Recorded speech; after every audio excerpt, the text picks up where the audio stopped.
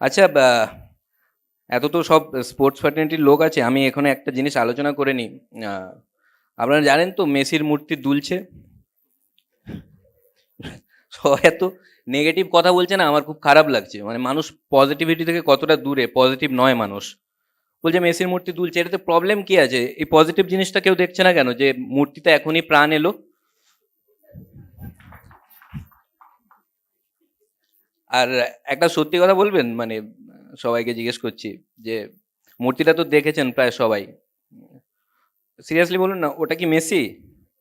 মানে আমার একটু ডাউট হচ্ছে আর কি। মানে মানে মেসির মূর্তি দেখে মনে হচ্ছে যে বানিয়েছে সে রোনাল্ডোর ফ্যান। আমার তো রোনাল্ডোর উপরে সন্দেহ, আমার মনে হয় ওই বানিয়েছে। মানে ওটা, তবে মেসি খুব প্রশংসায় পঞ্চমুখ মূর্তিটা। সিরিয়াসলি মেসি আয়োজকদের বলেছে যে বাহ খুব সুন্দর হয়েছে, এটা কে?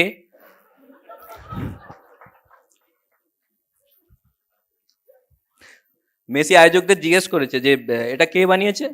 আয়োজকরা বলছে কি জানি, কেউ মানতে চাইছে না। অনেকে বলছে দর্শকরা নাকি রেগে বানিয়ে দিয়েছে, দেখতে পায়নি বলে। তবে পুরো মানে মূর্তিটা দেখার পর বিশ্বের ফুটবলাররা খুব আতঙ্কিত। কেউ আসতে চাইছে না কলকাতায়, বলছে যাবো না, ওরা ডেকে মূর্তি বানিয়ে দেয়। তবে রোনাল্ডো রোনাল্ডো আসতে রাজি হয়েছে, একটা শর্ত দিয়েছে। বলছে আমার মূর্তি আমি বানিয়ে নিয়ে যাব। খুবই বাজে অবস্থা। আয়োজকরা বলেছে এবারে যারা মূর্তি বানায় না, আয়োজকরা বলেছে তোমরা মূর্তি বানানো স্টার্ট করে দাও, স্টার্ট করে দাও, আমরা এখনো কাউকে ডাকিনি, যার মতো মুখ হবে তাকে ডেকে নেব।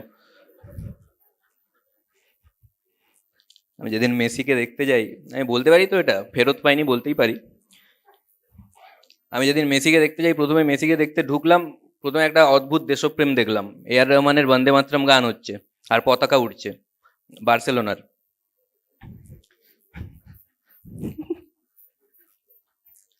পতাকা উঠছে, তারপরে গিয়ে বসলাম ওখানে। বসার পরে আমি যেটা দেখলাম, অ্যাঙ্কার 10 মিনিট পর পর একই কথাকে বারবার বলছে, আপনারা ধৈর্য ধরে বসুন, আপনারা ধৈর্য ধরে বসুন, মেসি এক্ষুনি আসছেন। আবার চেঞ্জ, মেসি এক্ষুনি আসছেন, আপনারা ধৈর্য ধরে বসুন, আপনাদের ধৈর্য মেসি ধরে বসে। কি চায় কি? আমি বলি তাড়াতাড়ি মেসিকে ডাকুন, আমার পাশের কাকু আমার ধৈর্য ধরে বসে আছে। আমি কাকুকে বললাম যে আপনি নিজের ধৈর্য নিজে ধরে বসুন।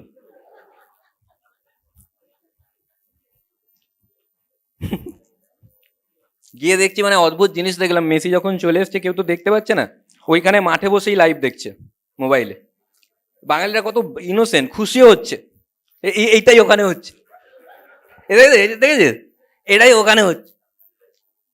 আমার বাড়ি থেকে কল এসছে, মানে আমাকে কল করলো বাড়ি থেকে, যে তুই মাঠের কোন দিকে, আমরা লাইভ দেখছি মোবাইলে। আমি বললাম আমিও।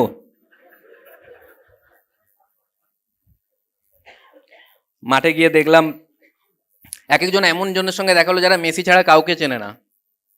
একজন বলছে ওটা কে অসভ্যের মতো চলে এসছে, কে গেঞ্জি পরে চলে এসছে, ওটা কে, ওটা গেঞ্জি? আমি বললাম ডি পল, বড় ফুটবলার। বলে মানতেই চাইছে না, বলে বড় ফুটবলার হলে তো এ পল হতো। বলছে এ পল, বি পল, সি পল, তারপরে ডি পল। তারপরে ঝামেলা। আর একটা জিনিস আমি দেখলাম যে অনেকে হয়তো জানে না, আমি ওখানে ধরে নিয়েছি, মেসি বাংলা বোঝে। অনেকে বলে মেসি শুধু স্প্যানিশ বলছে, না বাংলাও বোঝে। আমি ধরতে পেরে গেছি ওখানে। যখন জটলাতে দেখা যাচ্ছিল না না মেসিকে, তখন অ্যাঙ্কার বারবার বলছিলেন, আপনারা লক্ষ্য করবেন, আবার মনে করুন, অ্যাঙ্কার বারবার বলছিল যে আপনারা মাঠ ছেড়ে বেরিয়ে যান প্লিজ, আপনারা মাঠ ছেড়ে বেরিয়ে যান। সবার আগে মেসি বেরিয়ে গেছে।